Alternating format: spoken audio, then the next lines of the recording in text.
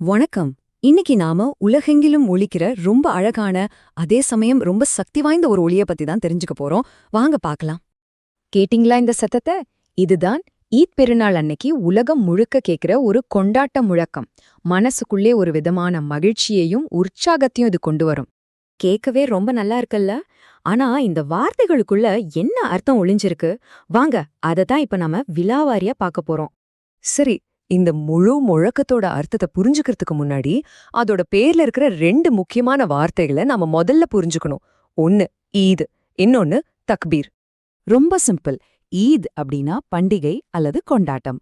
தக்பீர் அப்படின்னா அல்லாஹு அக்பர்னு சொல்லி இறைவனோட பெருமைய பிரகடனப்படுத்துறது. அப்போ இத ரெண்டையும் சேர்க்கும்போது என்ன கிடைக்குது? ஈத் தக்பீர்னா ஈத் பண்டிகை அன்னைக்கு சொல்ற ஒரு சிறப்பு புகழுரை. இப்போ உங்களுக்கு ஒரு பேசிக் ஐடியா கிடைச்சிருக்கும். வாங்க இதுக்குள்ள இன்னும் ஆழமா போலாம். இப்போதான் நம்ம இந்த பகுப்பாய்வோட முக்கியமான கட்டத்துக்கு வர்றோம். இந்த சக்தி வாய்ந்த முழக்கத்தை ஒவ்வொரு சின்ன பகுதியா பிரிச்சு அதுக்குள்ள என்னென்ன அர்த்தங்கள் இருக்குன்னு நாம பார்க்க போறோம். இந்த முழக்கத்துல திரும்ப திரும்ப வர்ற ஒரு வார்த்தை அல்லாஹு அக்பர். இதோட அர்த்தம் இறைவன் மிக பெரியவன் அப்படிங்கிறது தான். இது வெறும் வார்த்தைகள் இல்ல, ஒரு ஆழமான நம்பிக்கையோட பிரகடனம். இங்க ஒரு சுவாரஸ்யமான விஷயம் என்னன்னா, இந்த ஒரு சின்ன வரிதான் இந்த முழு முழக்கத்துக்கும் ஆதாரமா, அதோட மைய புள்ளியா இருக்கு. இதுக்கு அடுத்ததா வர்றது லா இலாஹ இல்லல்லா. இதோட பொருள் வணக்கத்துக்குரிய இறைவன் ஒருவனைத் தவிர வேறு யாரும் இல்லை அப்படிங்கிறது. இது இஸ்லாத்தோட மிக முக்கியமான கொள்கை. அதாவது இது வெறும் ஒரு வரி மட்டும் இல்லைங்க. இஸ்லாமிய நம்பிக்கையோட ஆணி வேறே இதுதான்னு சொல்லலாம். ஒரே இறைவனை பற்றிய ஒரு உறுதியான பிரகடனம் இது. கடைசியா இந்த முழக்கம் வ லில்லாஹில் ஹம்து அப்படின்னு முடியுது. அப்படின்னா எல்லா புகழும் நன்றியும் இறைவனுக்கு மட்டும்தான் சொந்தம்னு அர்த்தம். இது அந்த மொத்த முழக்கத்துக்கும் ஒரு நன்றி உணர்வோட ரொம்ப அழகான ஒரு முடிவை கொடுக்குது. சரி, நாம இப்போ ஒவ்வொரு பகுதியா பிரிச்சு பார்த்தாச்சு. இப்போ இது எல்லாத்தையும் ஒன்னா சேர்த்து பார்க்கும்போது என்ன ஒரு சக்தி வாய்ந்த செய்தி கிடைக்குதுன்னு பார்க்கலாமா? இந்த அட்டவணைய பாத்தீங்கன்னா உங்களுக்கு நல்லாவே புரியும். கவனிச்சிங்களா? அல்லாஹ் அக்பருங்கிற வார்த்தை திரும்ப திரும்ப வருது. அந்த பிரகடனத்தோட முக்கியத்துவத்தை இது காட்டுது.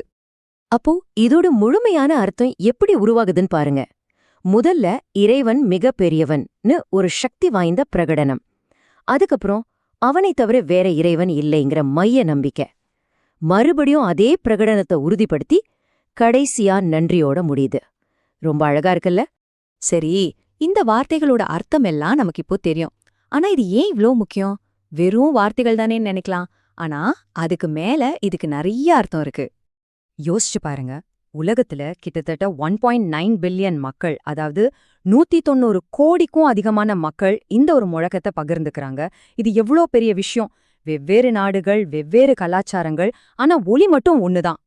அப்போ சுருக்கமா சொல்லணும்னா இந்த தக்பீர் வெறும் சத்தம் இல்ல, அது ஒரு ஆழமான நம்பிக்கை பிரகடனம், சந்தோஷத்தோட வெளிப்பாடு, எல்லாரையும் ஒன்னு சேர்க்கிற ஒரு ஒலி. அப்புறம் நாம நன்றியோட இருக்கணும்னு ஞாபகப்படுத்துற ஒரு விஷயம். ஆக இந்த முழு முழக்கத்தோட சாராம்சமே இதுதான்.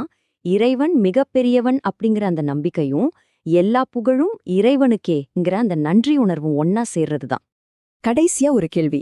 மதம், மொழி, இனம் எல்லாத்தையும் தாண்டி நம்ம எல்லாரும் கொண்டாட்டங்கள்ல ஒன்னா சேர்ந்து சில வார்த்தைகளை சொல்றோமே, அப்படி சொல்லும்போது அதுக்குள்ள ஒரு தனி சக்தி பிறக்குதே, அது எப்படி? அத பத்தி கொஞ்சம் யோசிச்சு பாருங்க.